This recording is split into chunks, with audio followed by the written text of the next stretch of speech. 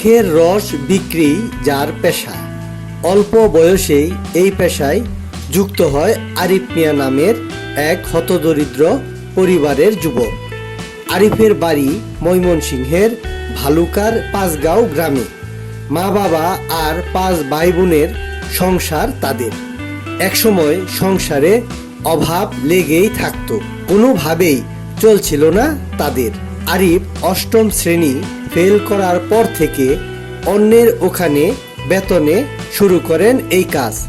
দীর্ঘ 4 বছর অন্যের ওখানে কাজ করার পর 3 বছর হয় নিজেই মেশিন কিনে আখের রস বিক্রি শুরু করেন।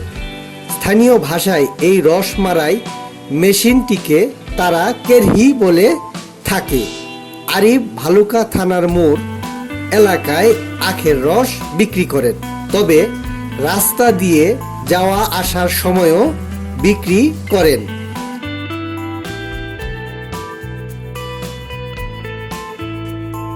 অল্প বয়সে কেন এই পেশা বেছে নিলেন এমন প্রশ্নে আরিফ জানায়, সংসারে অভাব ছিল তার, তাই এই কাজে আসতে হয়েছে তাকে। তবে এখন সচ্ছলতা এসেছে তাদের সংসারে। সংসারে অভাব আছে, এই কারণে টাকার প্রয়োজন আছে। একজনের কাছে বেতনে কাজ করতাম, পরে নিজেই করে লইছি। 4 বছর আরেকজনের কাজ চালাইছি, পরে আমি নিজেই করছি। কেরহি কেরহি কয় এটা এই যে রস ভাঙানো, আখের রস ভাঙানো মেশিন। ওক গাছ।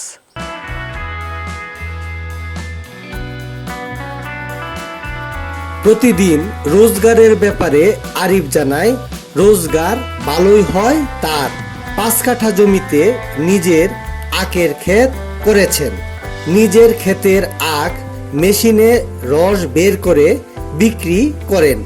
3 বছরেই তিনি 7 লাখ টাকা রোজগার করেন এ থেকে। ফাগুন থেকে বৈশাখ মাস পর্যন্ত খুব ভালো বিক্রি হয় আখের রস। আগে আমার চাচাতো ভাইয়ের লোকের সাথে করতাম, তার নিজে গাড়ি আছে, তার বেতনে কাজ করতাম। আচ্ছা, তখন কেমন পাইতা?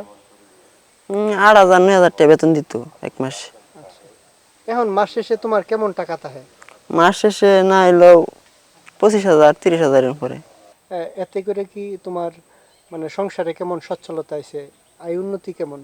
আমি নীতি মোটামুটি 7 লাখ টাকার মতন আছে। তুমি এইটা দেয়া কয় বছরে 7 লাখ টাকা ইনকাম করছো? 3 বছর। 3 বছরে।